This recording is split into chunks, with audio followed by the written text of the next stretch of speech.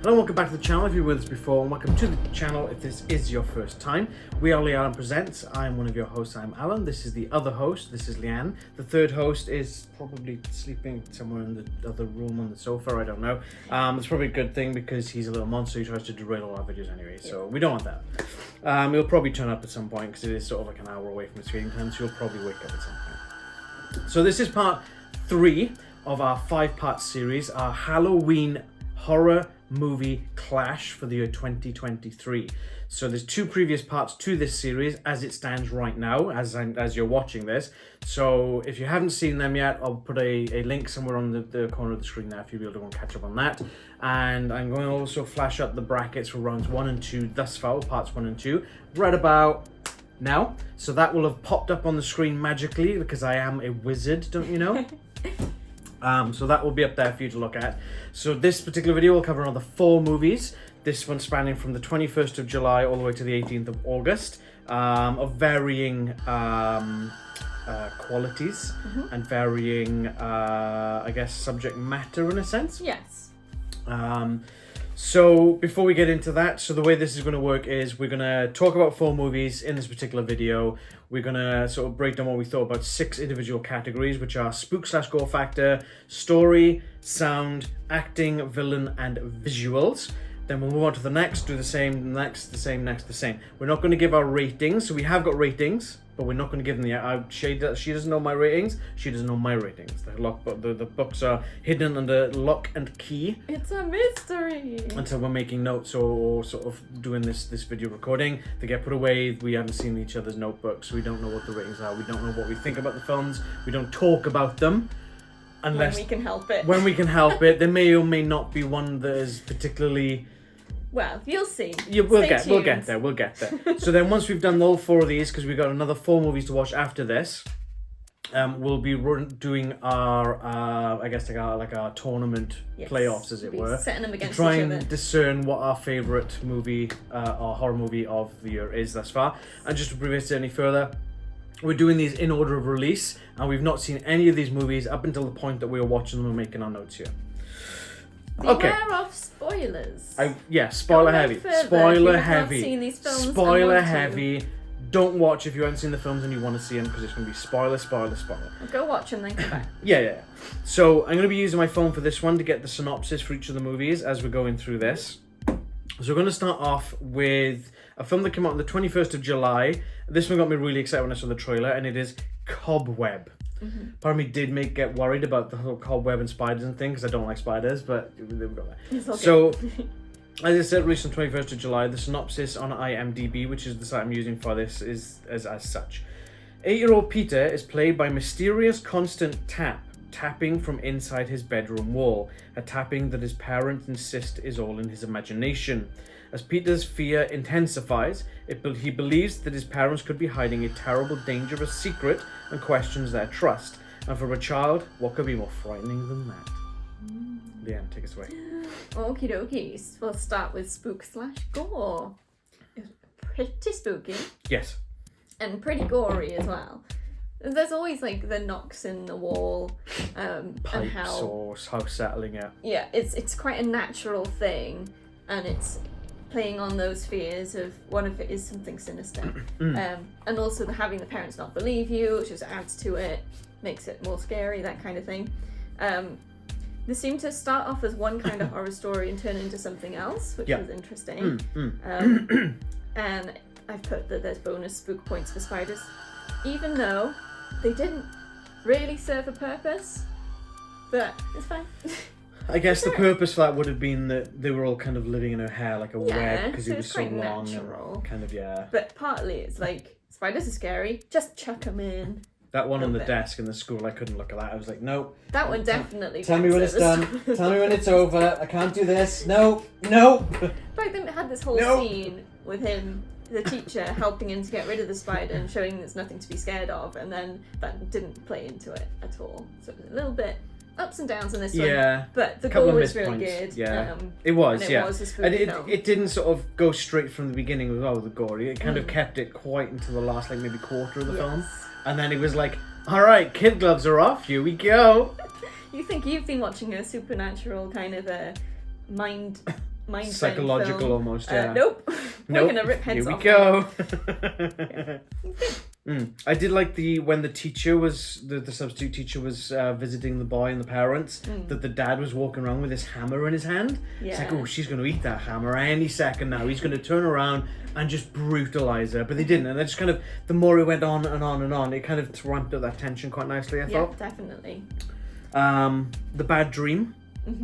That was nuts. That was crazy. Like the mother's eyes. What the hell was going on with that? That was nuts. It was so well done. Yeah.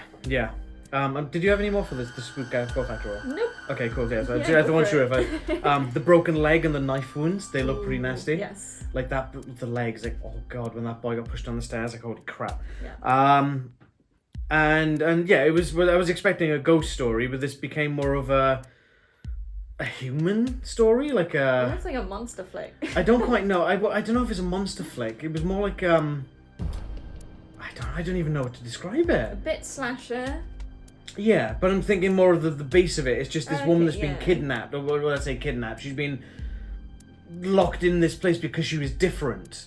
It's at the heart of it, it's a very human story. Like, how many of us have related to someone going, oh, look at you, you look disgusting, or you look unnatural, you know, you're ugly or whatever. And that's kind of what that is. And you can everyone can kind of relate to that, of feeling like not looking their best or whatever on a particular day, and then feeling like you might be empathizing with this character. This girl has been trapped in the wall for X amount of years, you know, and it's almost a very human story. Yeah. It was this. I was expecting supernatural, and I was very pleasantly surprised by that. Yeah, it was different. Which I think brings us nicely into story. Yeah. Because, like we say, it seemed to start as one thing and unexpectedly turn into another quite seamlessly. A really original kind of tale. It didn't fall into a lot of those tropes. It sort of edged towards the cliche, and then it was like, yeah, no. Yeah, it's like no. Just when you think you're seeing something you've seen before. Swerve. Swerve when I drive. Oh gosh. So yeah, it really kept you guessing with the twists and turns and never quite knowing sort of who was in the right. Yeah.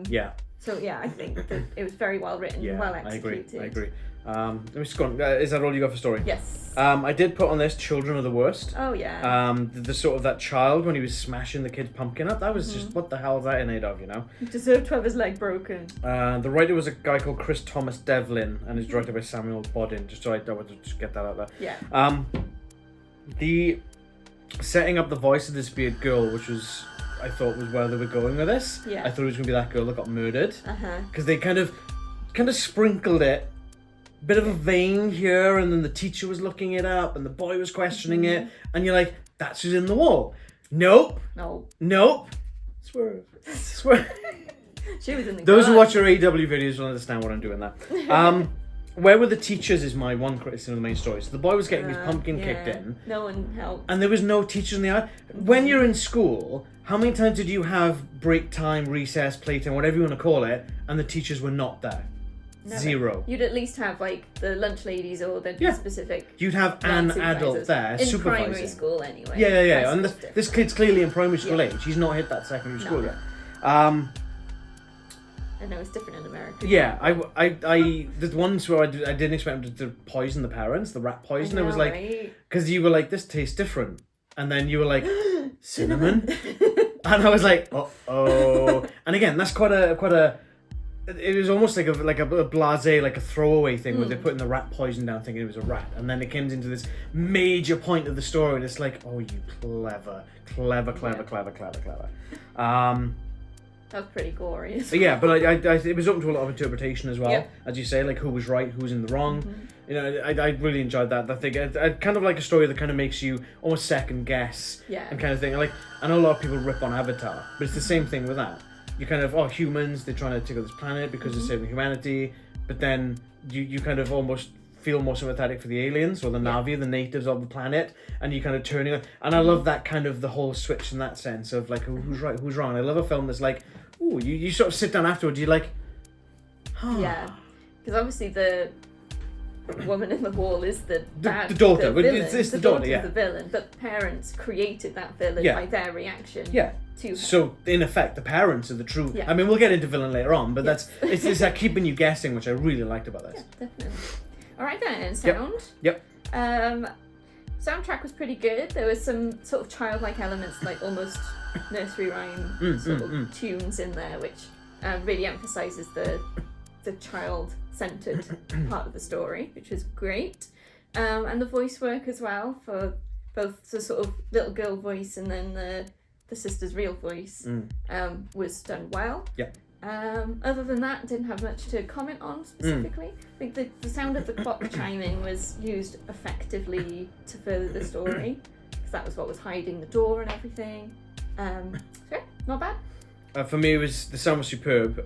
The one thing I felt that they did really well was the things you don't see that you hear. Yeah. The creaks in the floorboard, the taps on the wall, and the it was so baseful and impactful, you know. But it was the creaks. It was the small noises for me. That's, as you say, it's like the tapping in the wall. Is it just a pipe?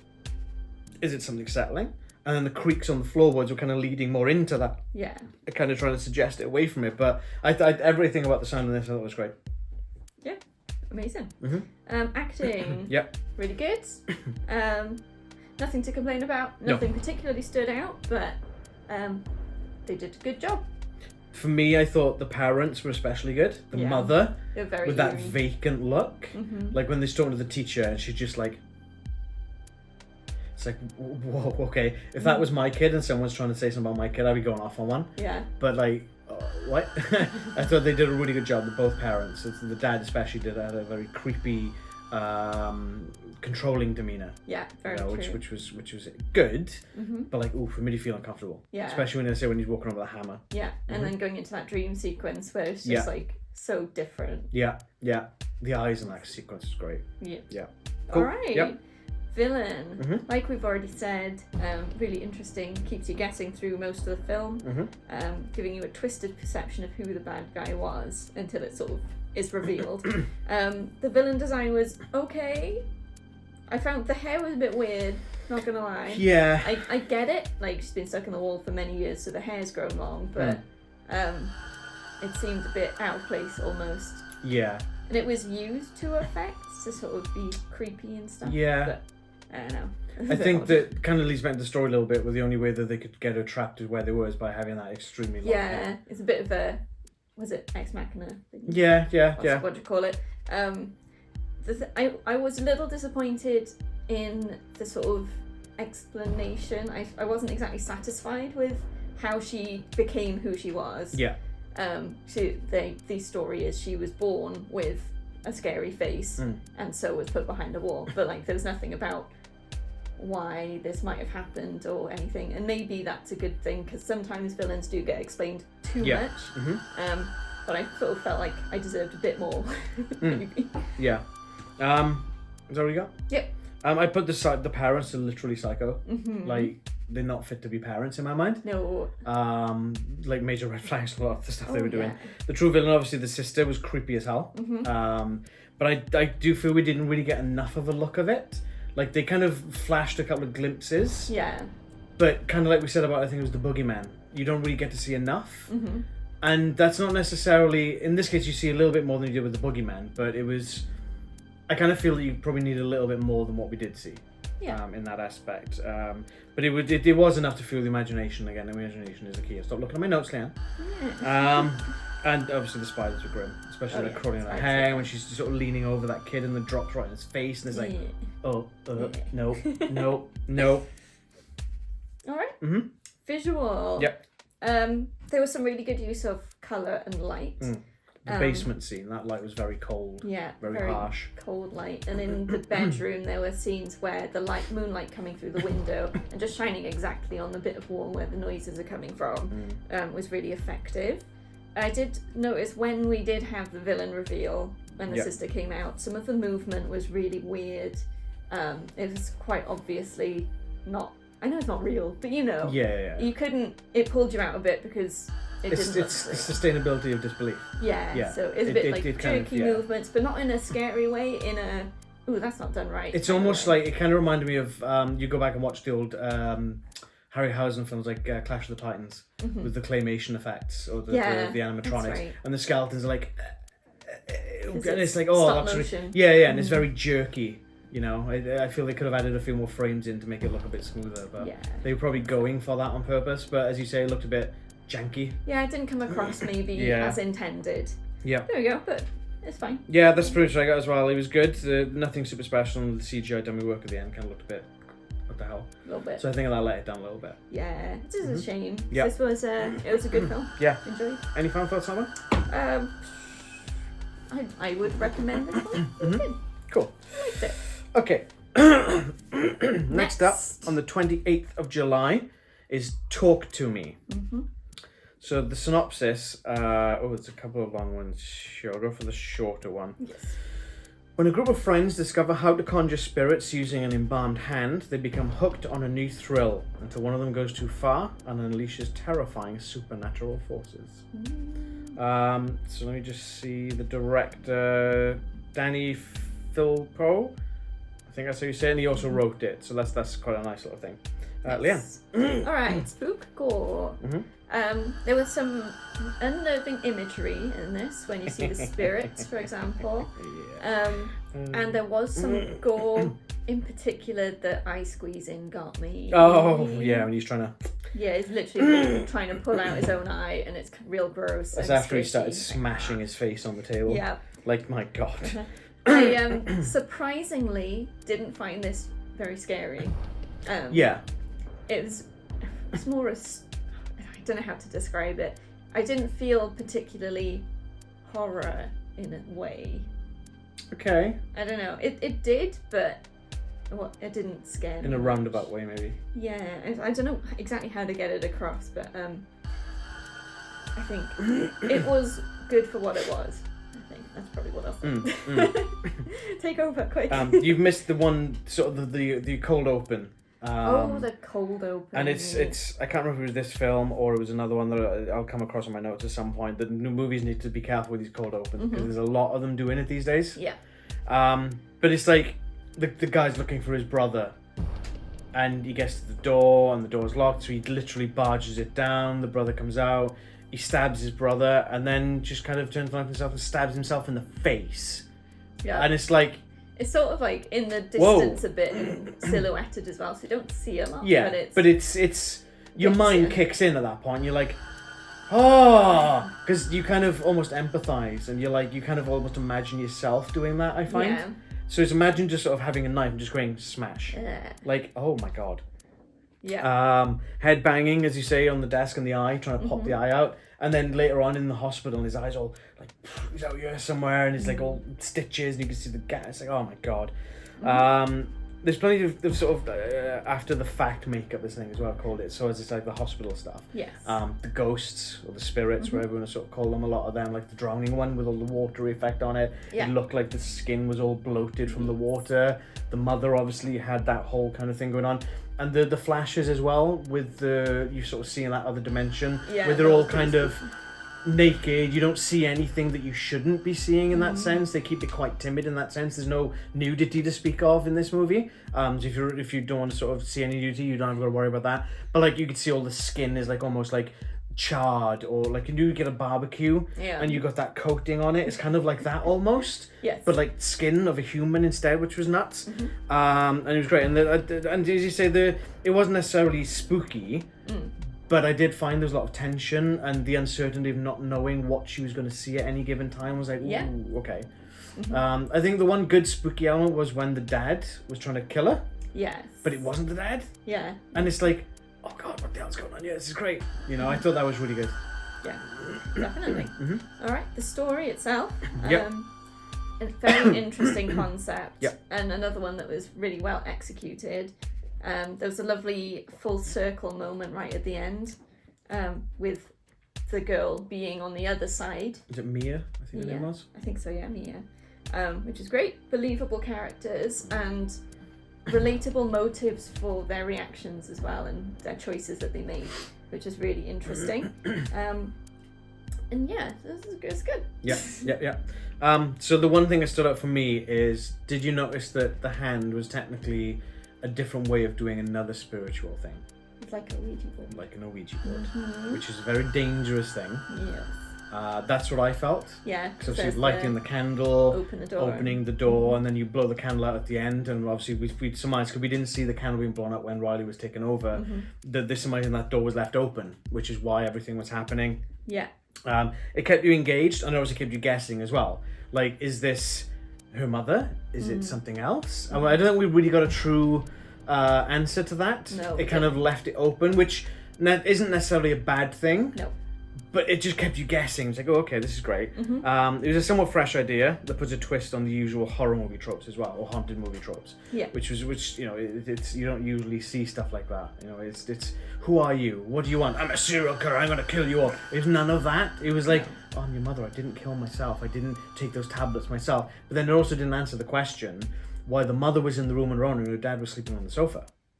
So it still leaves it open to interpretation that he doped her with the tablets, you know? Yeah, so it did leave a lot of questions. Good. Okay, sound. Yep. The soundtrack's really eerie. There was sound stuff. I think I didn't pick up on it very much. But like, I mean, the head banging was obviously used really well, and the sound that was making. Yeah. But I don't have a lot to say, so I'm gonna pass over. So I mean, I thought everything was great apart from the music. It's not my kind of music, but I can't really fault the film for that, so I haven't necessarily given it bad marks against that. The one thing that stood out for me, and I haven't, unfortunately, because I only have so many lines to write notes on the page, I don't want to go over multiple pages, otherwise these videos will be like 3 hours long. They were using sound effects as transitions. So pick up on that. There was, I can't remember what it was. There was one specifically that stood out for me, and I because obviously we've watched another 2 scenes. I don't remember what it was off the top of my head right now, but there was a point where something was going on, and they were using it, and they kind of almost turned that noise into a distortion, into something else to click the scene over, and I was like, oh, I like that. That's genius. And I'm gonna have to try and find it and show you what it is. Yeah, and unfortunately, it's not gonna be in this video, but that stunned me. That was like, oh, that's great. So instead of just doing a normal screen wipe, it kind of did the whole, I think it was, they went in and it faded to black and then boom out. No, like you kind of do, like you see unboxings, you've got the product there and they zoom in and they zoom back out. It was almost like that kind of thing, but they did that with the sound as well, which I felt was really well done. I thought that was fantastic. Great, cool. Acting. Yep. Now, I'm going to say I found some of the dialogue a bit hard to follow. Yeah. Which is an accent thing, probably. Yep. So, no one's fault apart from mine. I've kind of put on mine, just to sort of accent on that, is Riley, I felt he mumbled a lot. So he's kind of talking and then you kind of do like this. And it's like, what? What did he, huh? Yeah, it's a lot I didn't catch. Yeah, same. I thought it was just me, I'm not going to lie. I thought that was just me, so it's kind of good that it's not just me. Especially in the cold open, even I was like, I don't know what he's saying. Yeah. But you got enough. I got enough that I still knew what was happening and got to know the characters. So that's no one's fault. Other than that, I found the acting excellent. Especially during the possessions and the way they sort of reacted to that, and the different types of possession as well that they had. And they did a great job. Yeah. It was real good. I was shocked when I saw Miranda Otto turn up. I was like, it's that meme with what's his face, he's holding the glass. He's like, yeah. Those who don't know, Miranda Otto played Eowyn in The Lord of the Rings. So that was really nice to see her in something recently, because I don't think I've seen her much since. I did say that she felt a bit OTT with the aggression, but I can't really fault her for that, because that's the script. Yeah. But again, that kind of leads into, I guess she probably is a mother in real life, so she probably is kind of channeling that. But it felt a bit like, oh, that's a bit much for my taste, you know. Yeah. But yeah, and I thought it was excellent all around, as you say. You know, superb acting for everyone. She's the only real cast member in the film that I know of. Yeah. So to have all these relative newcomers, and they're all quite young, obviously, because they're sort of mid-teens to late teens, maybe. Yeah. They all did a great job. Definitely. All right, villain. Was there a villain? Yeah, I know, right? It was more of a concept, I put. It definitely still had the feel of they were fighting against something. Yeah. And they were battling something, and it was trying to get in, but you never really knew what it was, who, if anything, and if it was multiple or if it's like one thing. I felt there's a lot of subversion that Riley is technically the villain with the demon inside of him, or the spirit inside of him. But they kind of flipped the script on that at a certain point when it switches to Mia with her mother. Yeah. So technically the mother could be seen as the villain. And then Mia could be seen as the villain because she was the one that let Riley keep Yep. going for too long. Yep. And do it in the first place when he's too Yeah. young. The only other thing I've got on mine was, is it the hand? Could it have been laid as a trap? Kind of like the box in Hellraiser. Yes, I was thinking that, because it, like, at the end of the film, you go to, I can't remember where it was it Korea or somewhere? In Hellraiser? No, in Talk to Me, at the end. If the hand was with different people. Oh, yeah, that's right, yeah. I can't remember where it was. Yeah, I can't remember the country, yeah. It's like it just travels around. Yeah. Or maybe there's multiple. Maybe? I mean, everyone's got two hands, right? What we should have looked at in that, because obviously it was the left hand. Yeah. Was this What the if right that was hand? the right hand? Ooh. And obviously we get the exposition of the hand is an embalmed medium, Yes. a psychic medium, but it's never really established. It's just kind of hearsay, Yeah. you know, speculatory almost. Because this seems to have been like passed on, and the rules and the story just goes with it. It's almost like Chinese whispers, Yeah. isn't it? In a sense. Yeah, in physical exactly. form. So who knows? Yeah. Yeah. I think the first thing we said once the film ended, we were making our notes and we were like, villain? We both had the same thought, but yeah. It wasn't alone, but it still worked. I mean, Yep. it's great. Yep. And original. All right. Yep. Visual. Yep. There was some really interesting camera tricks, like moving to the dream sequence. They sort of almost changed the angle. Yeah. Because she was lying down, and then all of a sudden she's standing up because it's just the camera moves. That kind of Yeah. thing. So really interestingly done. The visual effects, like we said about the gore with the eyes and the makeup effects and the spirits, really well done. Yeah. And the colour palette was effective, having that sort of dark tone without being too dark. Yeah. Okay. Yeah, obviously like the let me in sequence and you see the spirits and then it's, I thought that was really good, the makeup, the eyes. design, everything with that. Yeah, exactly. And obviously they sort of going back and the eyes are going dilated and it's like, oh, this is great, fantastic. So it was quite visceral in that sense. Yeah. Not visceral in like a, oh my god, look how much blood there is kind of thing, but look at how physical it is on the human's body. Yes. Almost, you know? Yeah. So it's like they were sort of choking until yeah. it came through. There was that really neat trick, and I'm not entirely certain how they did this, where Mia's talking to her mother in the mirror, and she's got the mirror kind of leaning up at an angle, and you can see Mia there, and you can see Mia in the mirror and the mother behind her. Yeah. I'm not entirely certain how they did that, but that was really well done. I thought that was a exposure. fantastic trick that was. Double exposure. Some of them were quite basic, Yep. but it's super effective. They didn't just go over the top for the sake of it. No. I kind of like that. Sometimes you can go too far.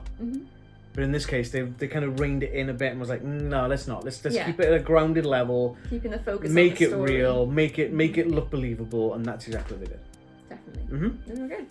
Any final thoughts on that? We saw the trailer for this like months and months ago, Yes. and I've been wanting to see it for ages. I know, and right? it didn't disappoint. No. It's great. Okay. I enjoyed it. So we got a very different track. My Yes. shirt's riding up my back. Hold on a sec. Very different track for this next film. We have from the 11th of August, Last Voyage of the Demeter.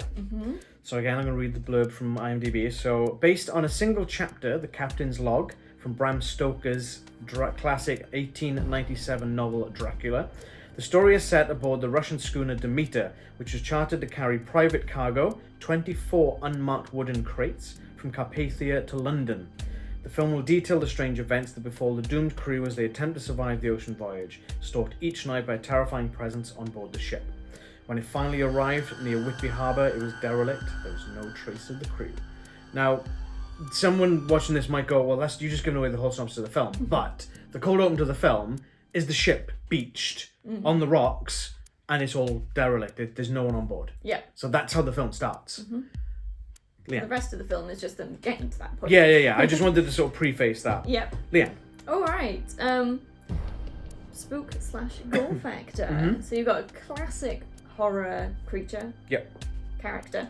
I think, is there any other more classic? I mean, 1897? It's from a long I don't know if time Dracula ago. was written before Frankenstein, really, right? I have no idea. No. Because I'm pretty sure Bram Stoker and Mary Shelley knew each other. That rings a bell. It's another one that I personally didn't exactly find scary, but that doesn't take away from the film itself and the concept. Yeah. There was some gore. I mean, they killed a dog, so Yeah, that was sad. that was horror. Yeah, so there's blood and you see the bites and it's quite visceral and some burning. Word of the day. It's visceral. It's good. Yeah, some horror imagery and like the look of its face and everything, and the sort of the tension that you never quite know where it is because it's stalking around the ship, but you know it's there. You're in a very enclosed space with something that's killing everyone. Yeah, it's right. Yeah. The animal torn to bits, as you say. It wasn't OTT. It looked quite realistic, and it wasn't like, oh, I'm gonna rip this thing in half. They did mention the dog was ripped in half, but like the goats, the pigs, the chickens, all they had was puncture marks with a bit of flesh taken out of them because he was feeding. Yeah. The dog obviously was a defense mechanism because he was trying to attack or defend or whatever.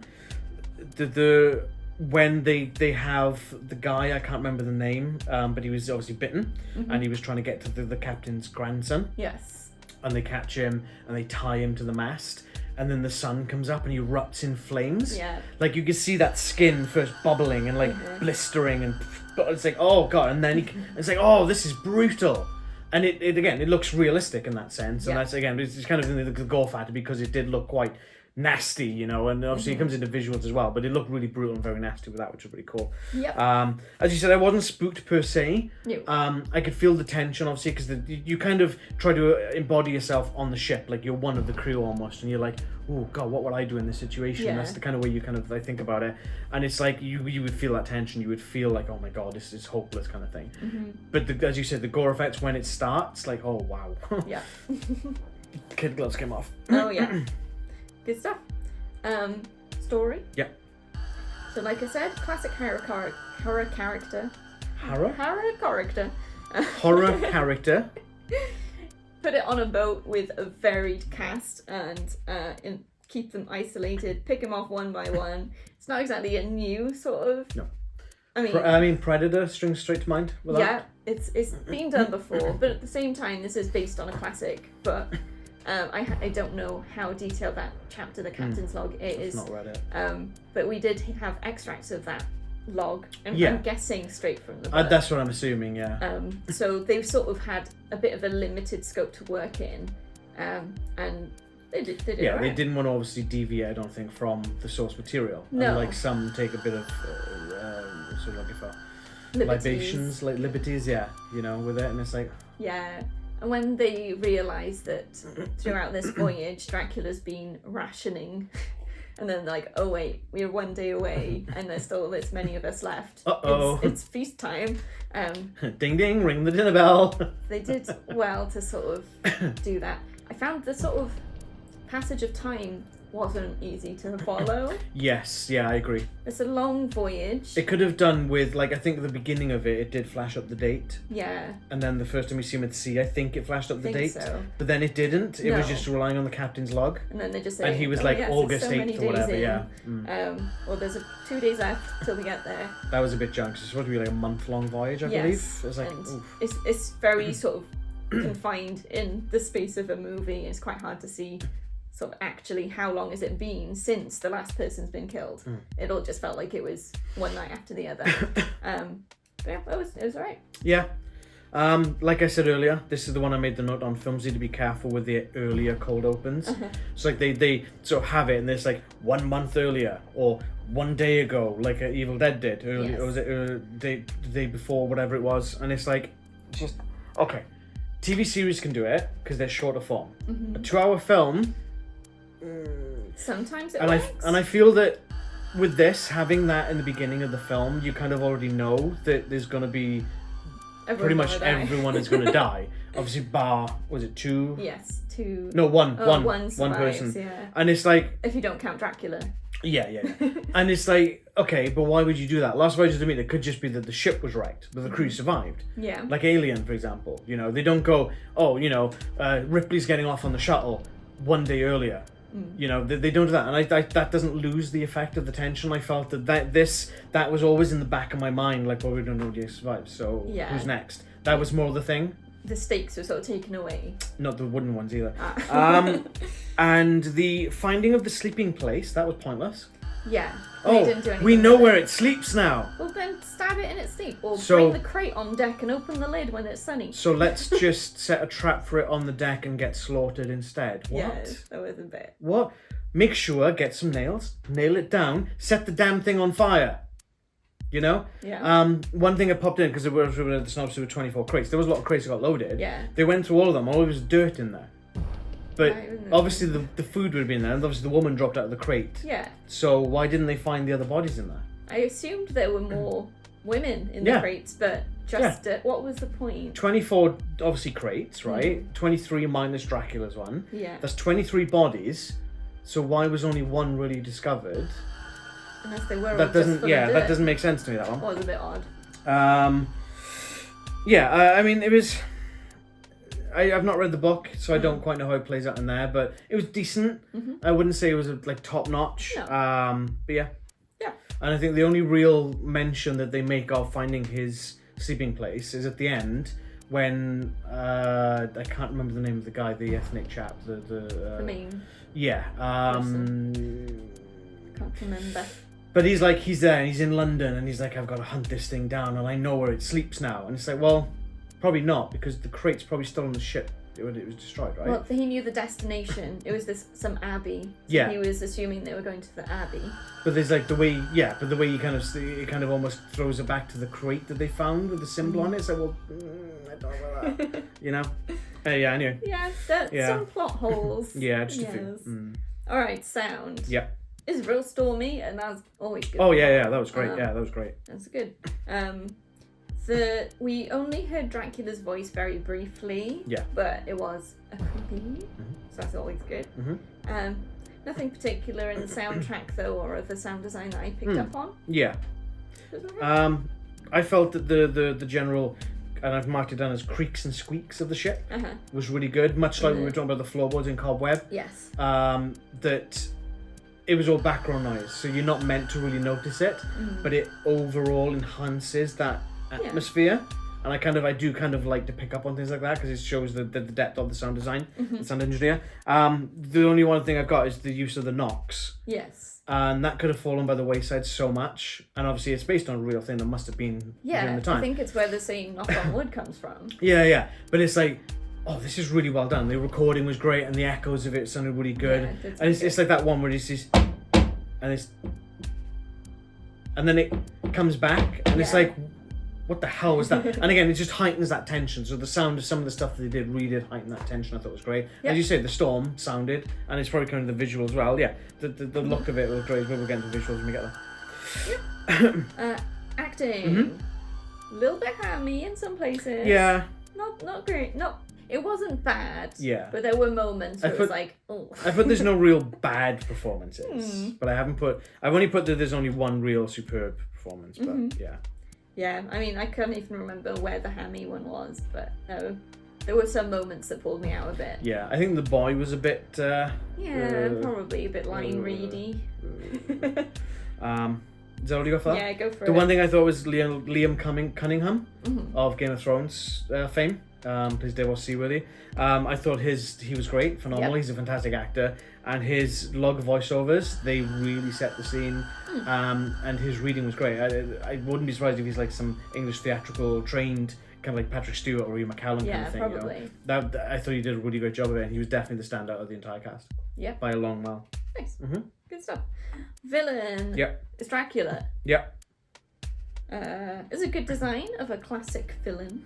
Very much more along the Nosferatu lines as opposed to your long teeth. Christopher Lee. Not like fangs. Yeah. Not exactly original, but I don't think I'd have wanted them to be original. It's meant you don't want them to like ruin the classic character. As bad as it's going to sound, and we loved the film, we didn't want them to Renfield it. Yes, keeping it as that. I think maybe less human than a lot of the versions of Dracula that we see. It was definitely a creature that could masquerade as a person. Yeah, like you see at the end. Yes, I put that specifically, that I really enjoyed the bit at the end where he's clearly... Oh, I forgot his name. Clements. That's right, Mr. Clements, that's right. He was pretty much taunting Clements into the chase. Yeah.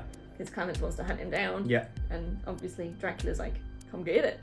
Come get you some. Yeah, I put that Drac looks suitably imposing. Drac.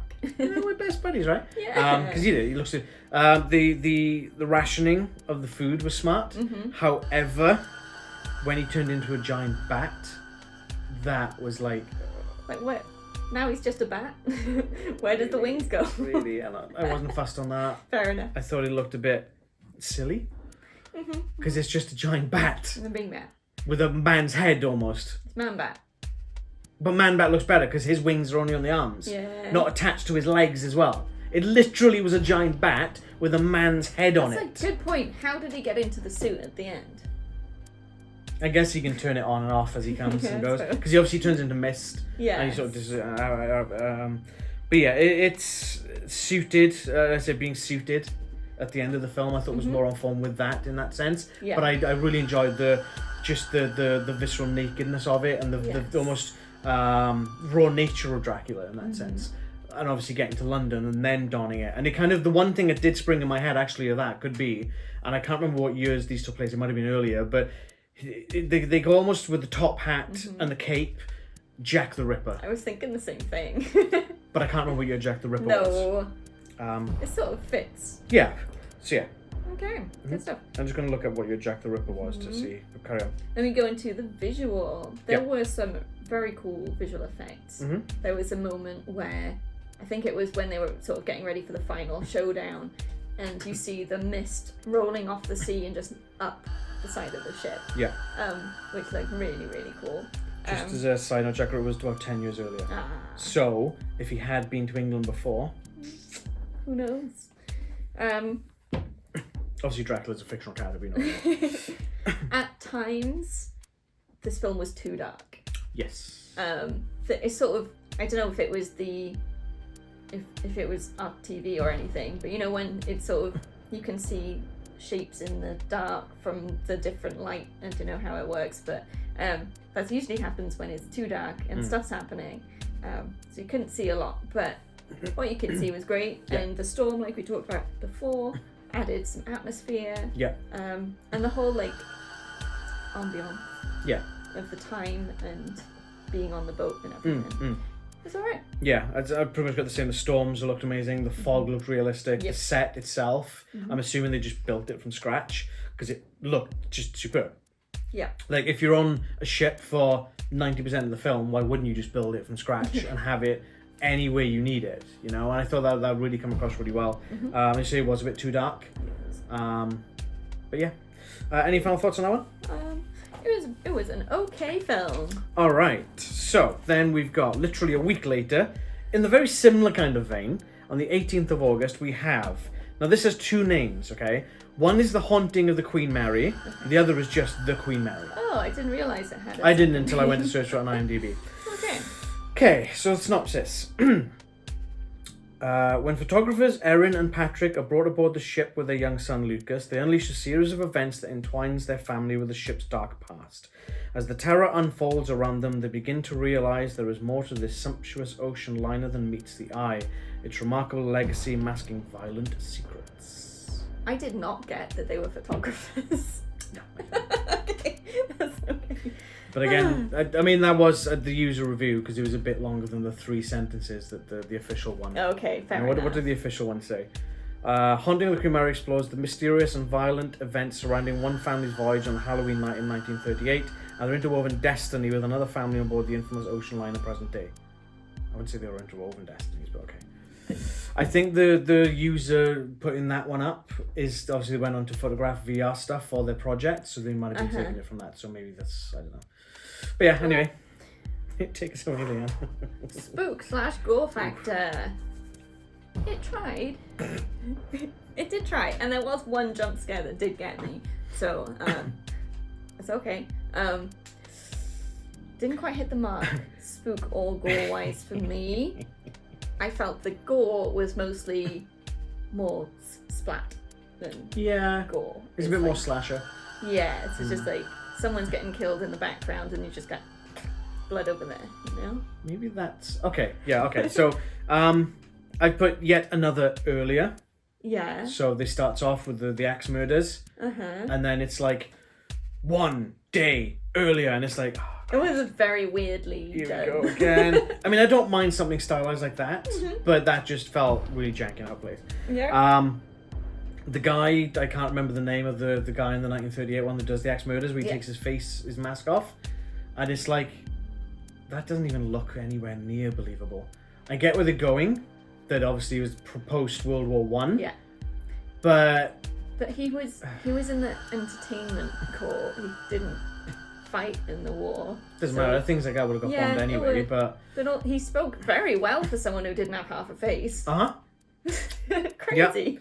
The one thing I did find, I mean, I put the axe murders were brutal. Yes. The one where he goes into the neighboring cabin and he's just smack, and you don't necessarily see all of it. No. But again, it kind of leads into sound a little bit, but you could hear it, and it felt quite visceral because there was no cuts. It was just constant that one angle, which I thought that was really cool. Cool. And the fingers coming out of the phone, they were creepy as hell. And then it sort of, was it around the throat, wasn't it? Yeah, it was. And it's just the phone is just kind of like stuck there, and it's just this arm coming out of the phone. I felt that was a really good effect. Okay, yeah. A weird choice, but a good effect. Yeah. The last one I've got on that, I don't know, I wouldn't even say it's a weird choice, because it's trying to get her through whatever it can, right? How was it in the phone? I don't know. How is anything in this film making sense? Especially the credits. I put credits, WTF. That's in the spook gore bit, okay. I didn't know where else to put it. Visual? I mean, it's not your usual credits, so it's kind of spooky because they're kind of rolling in two separate directions with a split in the middle, and it's like, what is this? This is terrifying. I know most people don't read credits, but even if you tried, it was very difficult. These credits are the most unsettling thing of this movie. I'm telling you that now, straight up the bat. Yep. Alright, story. Yep. Really disjointed. Yep. It's like they almost had something with it. They had a good idea to start, but it like ran away from them and got really messy. Yeah. The going back and forth between the past and present was, again, it's like a good concept, but it was used too frequently, and you ended up feeling quite disoriented. I put back and forth in time as jarring. Yes. It's very jarring because you like getting sort of hitting your flow with one set of characters, and then it goes, just cuts it straight off, and you're like, what? Oh, right, okay, great, okay, here we go again. So it was quite an interesting story that they were going for, but it was a bit too much and went on for a bit too long. Yeah.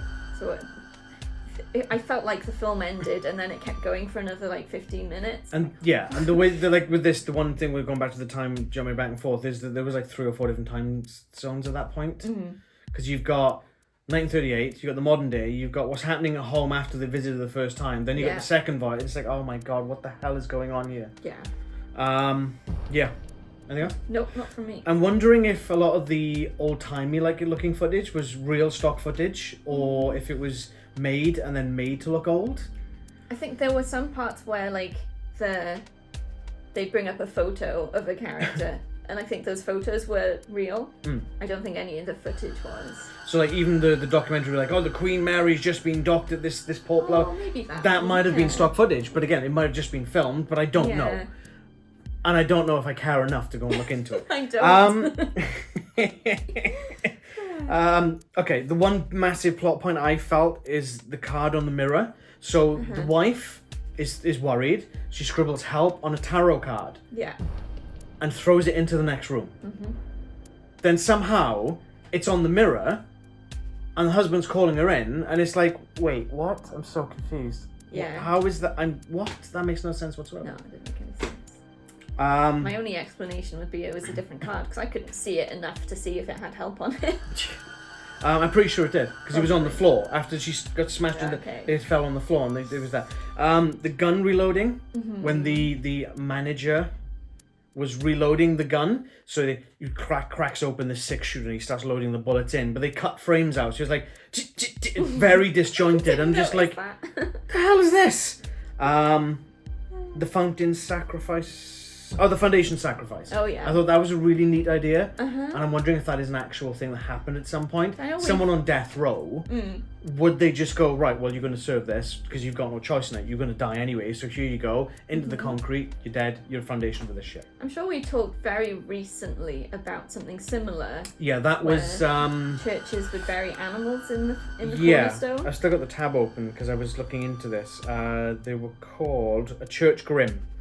A church grim is a guardian spirit in English and Nordic folklore that oversees the welfare of a particular Christian church and protects the churchyard.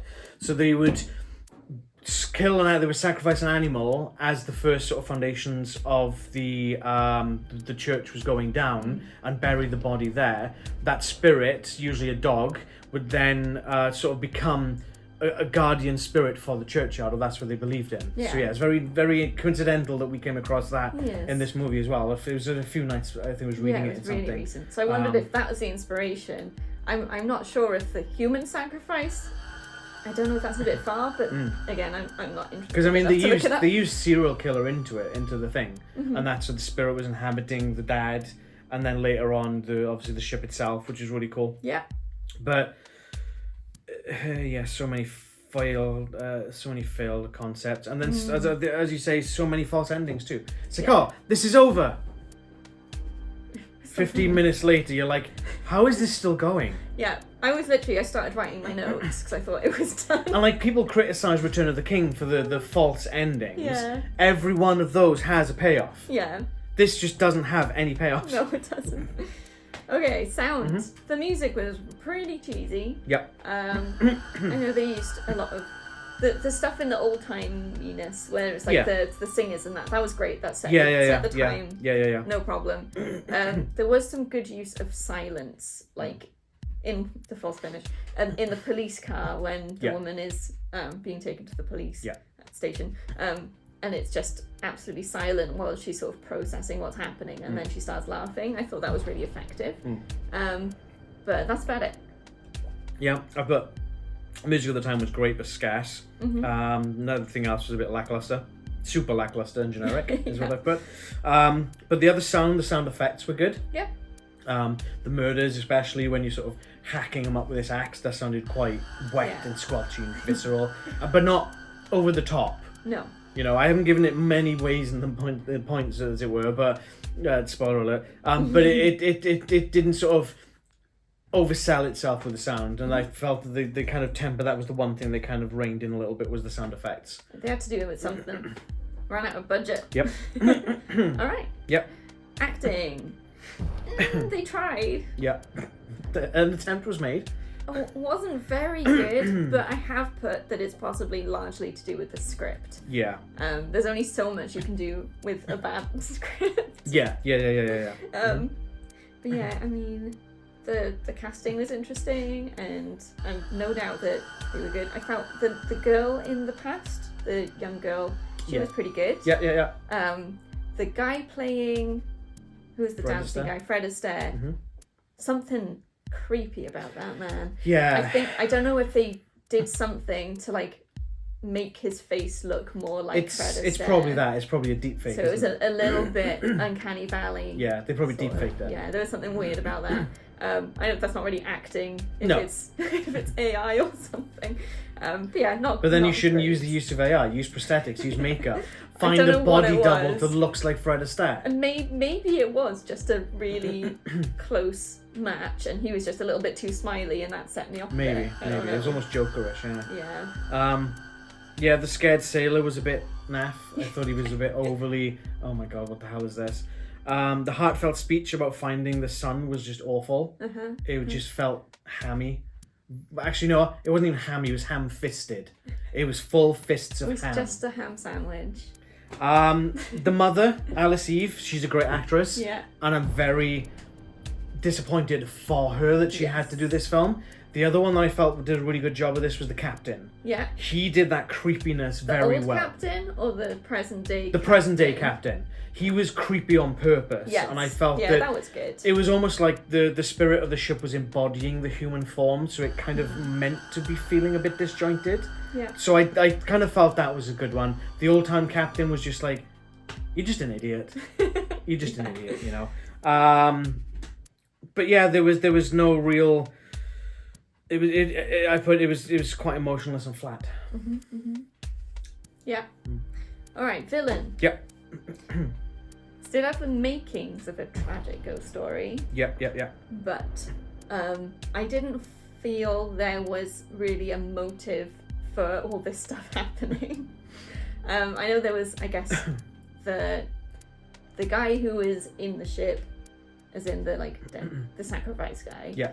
He was a murderer, did they say? Serial killer, I believe, or murderer, something like that. So I guess he comes back and he's like, all right, I'm gonna kill some people. And maybe it was a bit something to do with the guy he inhabits, who also has some problems and maybe some potential PTSD issues. So maybe that just caused him to go nuts and start killing. It's almost like I guess a weakness, isn't it? You let them into a weakness kind of thing. But it felt a bit like I was having to make up reasons for why it was happening rather than it being part of the story. The present day stuff with the trying to escape the ship, I think, was much better in terms of there was a motive for why these things were happening and why they were targeting people. So it's sort of a mixed bag, but overall, the ship is a villain. I thought it was a great idea. It's almost like it's come to life in its own right. But it could have been something amazing, and it just felt really flat. Yeah. Yeah. They kind of reached for the moon. Yeah. And the most they got was the top of the building. They tried. An effort was made. They tried. Okay, on to visuals. Or have you got more? No. You did? No. Okay. What were they thinking? There were some really weird camera angles. There was a bit where the woman is giving her pitch to the modern day captain. Especially in Office. And you've got her at the bottom of the frame here, and then the wall is It's like she's here, and there's all I think of this. Off center as well. No, she was center. Was she center? Yeah, she was center. But you got all of this dead space all around her. And you know what that is? They're trying. They try. What I think they were trying to do is make her feel small and isolated. Yes, didn't quite work. It didn't quite work. It didn't work. Full stop. It didn't work in any sense. No. And then when you cut to the captain, who's giving the pitch too, it's the exact same thing. Yeah. You see all of his desk. You see this top half of him again in the middle, and you've got all this space around him. He It's shouldn't be made to look small. He's meant to be in control. If anything, that should have been a really good close-up. Yeah, and to then make it him had feel the intimidating, even like a looking down. Mm-hmm. Because that would make you feel intimidating, and that's the whole point.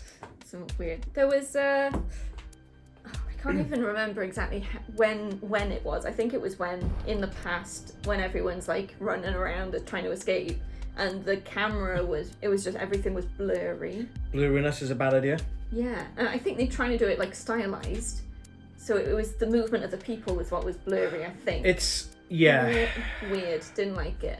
Yeah, no, I wasn't a fan of that. And then the credits, which you've already talked about. It was really dark as well. It was another really dark one. I'm going to say something decent and nice about this because I feel we should end on a good note. I'm guessing it was filmed on location. Yes. Because to be fair, the environments did look awesome. Yeah, definitely. They did use a lot of shots, just empty shots of parts of the ship, which was pretty cool. Yeah, and the ship looked really nice.